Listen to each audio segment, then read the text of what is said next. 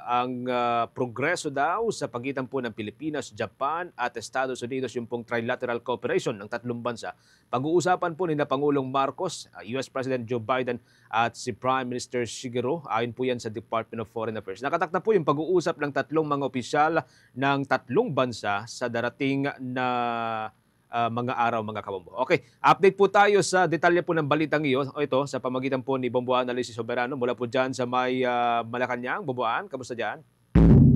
Ini Inihayag nga ng Department of Foreign Affairs na posibleng pag-uusapan ng tatlong matataas leader ng Pilipinas, Japan at Amerika sa linggo ay ang progreso ng Philippine-Japan-US Trilateral Cooperation. Ito ay kasunod ng kumpirmasyon ng Malacanang na magkakaroon ng virtual trilateral phone call meeting sina Pangulong Ferdinand Marcos Jr., outgoing US President Joe Biden at Japan Prime Minister Shigeru Ishiba. Ayon kay Department of Foreign Affairs spokesperson Ambassador Maria Teresita Daza na inaasahang tatalakayin ng tatlong leader ang Philippine-Japan-US Trilateral Cooperation.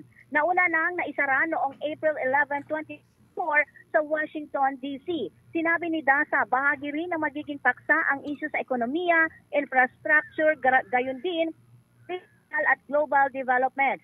Dagdag pa ni Daza, walang joint statement na ipapalabas bagkus kanya-kanyang issue ng press release ang tatlong bansa pagkatapos mag-usap ng tatlong leader.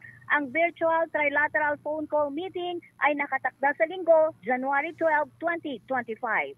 Mula sa Malacanang, Bombo Anali Montaño Soberano nag-uulat para sa number 1 and most trusted radio network in the country, Bombo Radio Philippines, Basta Radio, Bombo!